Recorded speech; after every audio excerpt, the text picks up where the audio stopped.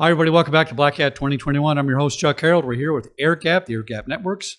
Our next guest, Mr. Ritesh Agrawal. He's the CEO of Airgap. And my next other guest is Mr. Zach Atya. He's the Director of Partnerships for Zeguro. Welcome, gentlemen.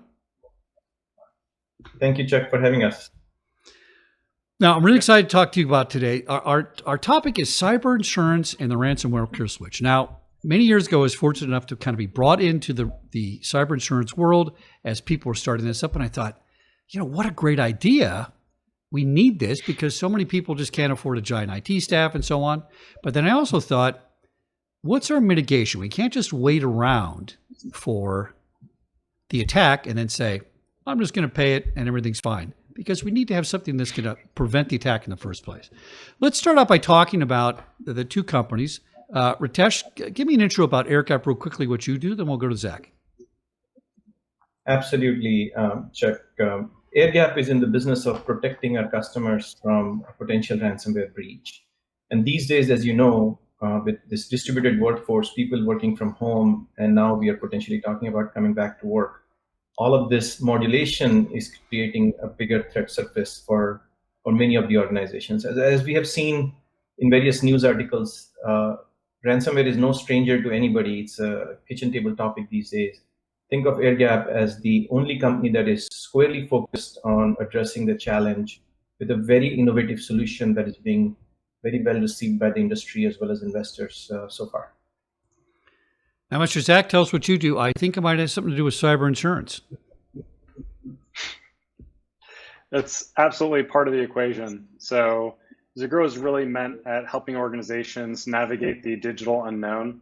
And we do that through kind of a two-step solution. We have the preventative, good hygiene through security awareness and security policies, as well as cyber insurance. So rounding that out. So in the worst case scenario, if something were to happen, you have that financial security to complement your cybersecurity. So ultimately, you come out on top. Now, you two guys are going to form a partnership. I think this is a fantastic idea. I mentioned it earlier about mitigation. If we have insurance, let's also put something on top of that. Talk to me about the partnership. Zach, we'll start with you. What are you most excited about in this partnership?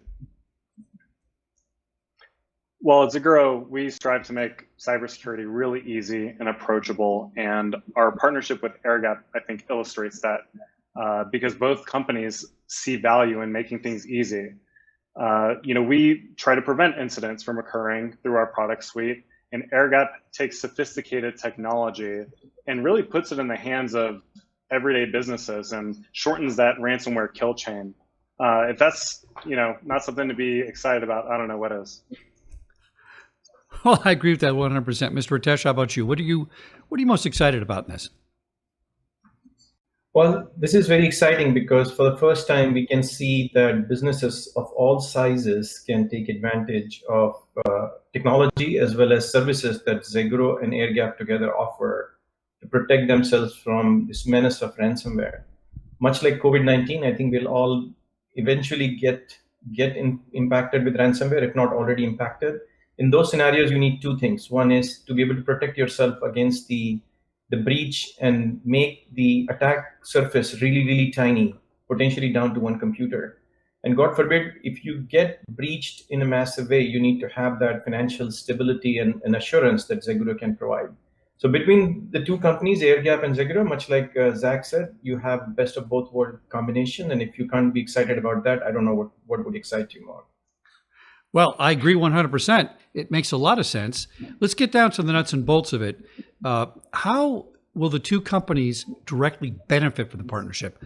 I know people kind of get mitigation and backup and financial, but let's give them a practical demonstration of that.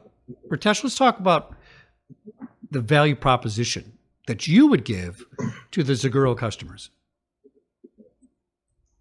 So one of our product is very, very simply the ransomware kill switch, which allows you to stop the ransomware propagation instantaneously. Remember, ransomware likes to propagate. The more the computers they infect, the more the size of the ransomware demand, or the bigger the ransomware demand. So our goal is to reduce that to the extent that we can. Second thing is our solution essentially ensures that not only your endpoints or devices are protected, but your applications are protected as well, regardless of where the users are logging in from. And the third thing about Airgap is we provide this in a hybrid workforce environment. We provide the best of breed solution for security and networking to our customers, where remote access as well as on-prem access is fully protected and fully secure. You wrap that up with Zegro's insurance. In case if you get breached, even if we have reduced the threat surface down to maybe one computer, the ransomware could still be demanded depending on what you have on the computer. And in those scenarios, I think your insurance will help you. And many customers are bound by their customers to have cyber insurance. So coupled with Zegro, which is very sophisticated in terms of how they offer cyber insurance, they are not run of the mill, let me write down the insurance. They actually understand your threat posture. They recommend solutions like Airgap. They also do some services for you to ensure that your threat surface is minimized, and they help you reduce the cyber insurance payment. So think about maximum protection and minimal cyber insurance protection. That's what these two companies bring together for you. All right, Zach, back to you. What's your value proposition for an Airgap customer? So when you look at cybersecurity into the three broad categories, you have the people, processes, and technology. And I can say with confidence, Airgap has the technology. It's really exciting stuff. On our end, we really like to look at the people and the processes. So from the people aspect, we try to mitigate risk by training employees with our security awareness training platform. And for the companies that are just getting started out and maybe don't have the security policies, or maybe they're trying to achieve some level of compliance, which I'm sure a lot of Airgap's customers are seeking to achieve, we offer security policy templates to that end. So it's not just being able to secure yourself, but also having preferred pricing on your insurance as well. If you're an Airgap customer, there's a pretty likely scenario where you could be saving money on cyber insurance than if you were to be working with some other organization that insures you. Mr. Zach, you hit on something I perked up my ears when you said your cyber security policies. Now, this is a big deal. I think a lot of people say we shall not have breaches on our network and don't go to the gambling sites and do all these things. That's not really a great cybersecurity posture or position. And without the policies, you're really not going to have the ability to maintain your networks. So let's say I'm coming to you. I want to sign up for cyber insurance and I want to just kind of forget about this and just go insure me, Zach. What should I be looking for in my cyber insurance policy? What's usually covered? And when you sign up for your cybersecurity insurance policies, what should I be looking for as a consumer? I'm a guy that checks all the boxes for my home insurance and says, just give me everything. I don't want to worry about it. But be a little more specific about that. Sure. So most organizations, when they're buying their insurance, right, the tried and true policy that almost every organization buys is a general liability policy. And similar to what you had just mentioned with your home insurance, you kind of check all the boxes. You're like, okay, give me all the bells and whistles and make sure I'm covered. The same thing kind of happens with general liability. There are extensions for some degree of cyber coverage, but it is not by any means as robust as a standalone monoline cyber insurance policy. So you need to make sure it covers you for the three broad categories. I like the rule of threes. So the first one is your third party liability. Really what that means is it's the cost associated with typically your negligence in securing private information of your clients, in failing to contain a cyber incident and spreading that incident to another organization or individual. So any sort of defense, fines, penalties, settlements, that is covered in the third party liability section. The second section is a first party cost. And those first party costs typically cover what any organization would have to pay in the event of a data breach. So digital forensics is one. Another one is data restoration, right? It's not free to get your data back if it's been deleted or damaged in any way. Even PR costs. This is one that, I like to call it spin coverage, right? Just like, the college coaches, this was a teachable moment for the team. Well, you got to hire a PR firm that tells everybody this was a teachable moment for our organization and our clients have no reason to be concerned with this breach, right? So it's a really important coverage part, and making sure you have coverage for those first party costs so you can get back up and running as quickly as possible is important. And there's business interruption coverage that, there's lost revenues as a result. many ransomware attacks hinder organizations from being able to make money. And that's why businesses are in business, is to make money. So business interruption actually helps cover you for those lost revenues and potentially extra expenses associated with mitigating further damage. So first party, absolutely important. It's a must have. And finally, digital crime. This is something that your policy may or may not have. Luckily, at Zagro, we can say that our policy does. And it really, when you think about it, it's about loss of funds. If an organization loses funds as a result of a misdirected payment due to misleading information from a threat actor, social engineering, phishing, all of that loss of funds is encompassed in cybercrime coverage. So if I were to break up the coverage into three parts, it's the third party, the first party, and cybercrime. Mr. Ritesh, there's an exponential increase in ransomware, and exponential is maybe not the stronger word. Maybe there's a better word than that, but you don't understand. It's out of control. Everybody knows that. How does Airgap alleviate the ransomware victims and fit into the incident response process? Now, I'm really interested in this answer because we don't think about you as incident response. Maybe we think about you as prevention, but I think we need to think about Airgap as both to be totally effective. Absolutely, Chuck. Airgap can help customers not just with prevention of the ransomware attack to begin with, but in case if you, because of configuration error or human error, you get into ransomware attack, we can obviously provide that crucial incident response that is missing in the organization today. With the surgical strike, in the sense we stop ransomware with a surgical precision so that you don't experience a business downtime, which is typically what happens if you ended up taking an action in absence of Airgap. And this action usually is to shut down the network. Nobody likes to shut down the network. The audience, some of the audience members could be managing mission critical business. I mean, every business is mission critical by nature, but if you're managing healthcare, if you're managing manufacturing, if you're in the government or critical function, you really don't have the luxury to shut down the network. So Airgap ransomware kill switch can provide that surgical response. But the other point that you made, which is the exponential rise of ransomware, and I don't mean to be the scare the customer kind of sort of company, but I tell you, we've been talking about ransomware since last year. Of course, right now it's the household sort of discussion at the moment. But I will predict one more time that what we are seeing is just tip of the iceberg. I assure you, it's going to get far worse because there is no mitigative solution that is effective as of now. Trust me on this one. Next year, this time, we'll probably be on another interview, and we'll be talking about, oh boy, this has gotten worse. I really don't hope that happens, but I know this will happen because we don't have a proper solution. Airgap is taking the approach of solving the problem at a fundamental level. And I believe unless we do that, it's just we're not going to see better days. Talk to me about the automation process involved in this, because I think this is really key too. Yes, so ransomware response. So one of the things about ransomware is, unlike any other targeted attacks you may have seen in the past, viruses, and then we saw malware, and ransomware is essentially a sophisticated form of malware. But ransomware is designed to propagate, and it propagates pretty quickly, sometimes giving you less than a few minutes or less than a few seconds, often enough, before your organization is completely crippled. In those scenarios, you cannot have the traditional approach of, let me send first of all, have a threat detection platform that is going to detect the threat, maybe with some false positives and false negatives. And then that threat is going to go to the SOC team, and the SOC team is going to take an action. By the time you close the loop on this kind of process, it's too late. You're already impacted and your organization is held hostage.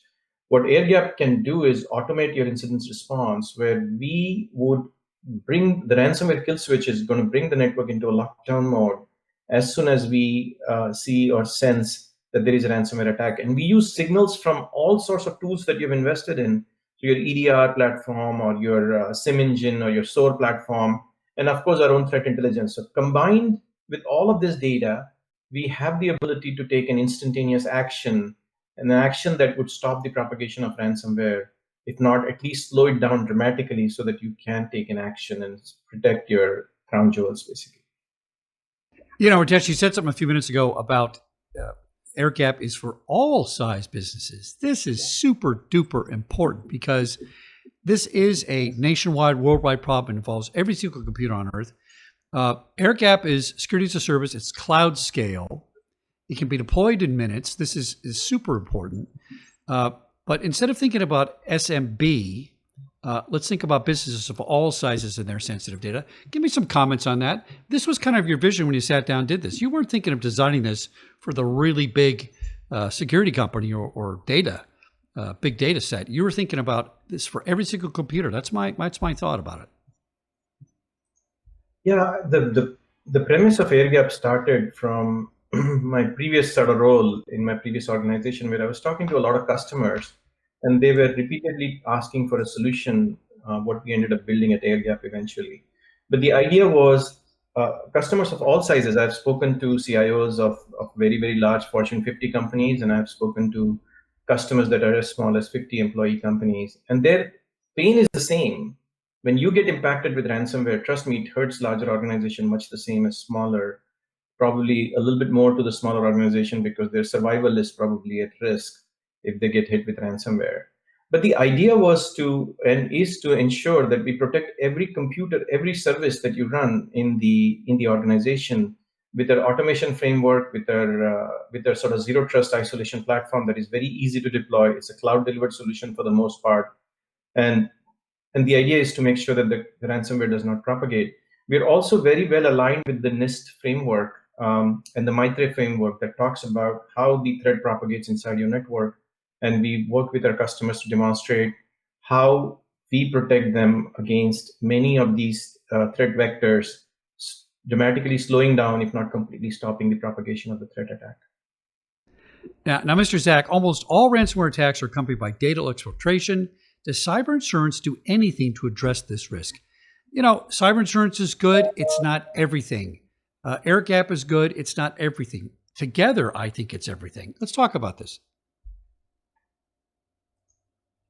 Yeah, that's a really good point, Chuck. And data exfiltration is not going away. In fact, we're seeing that there's also an exponential increase in data exfiltration. And if you think about it, data exfiltration is somewhat of an insurance policy for the threat actors. So, you know, if they get into your ransomware system and Airgap does its thing, and it limits the amount of devices that are helping to propagate the ransomware, that's great. But sometimes it does take a bit of time to discover that. And unfortunately, this is one of the shortcomings of EDR. I mean, good EDR and MDR, it does a lot for actually battling the ransomware, but a lot of stuff happens before the ransomware attack becomes apparent. And data exfiltration, that's when that occurs, is before anything becomes noticeable. And what that enables is what's called double extortion, right? So initially you have your ransom that you have to pay just to get your systems unlocked and your data unencrypted. But guess what? They managed to leak some of your data and they are holding on to that. So that means that once you pay your ransom, you have access back to your systems and your data, but they have that data that they leaked and exfiltrated out of your systems. So what are they going to do with that? They're going to turn around and hit you with another ransom. If, let's say, that amount that you gave them was not enough and they know that you have more in the bank, they'll turn around and say, well, listen, we have your marketing list. It could be something as simple as a marketing list.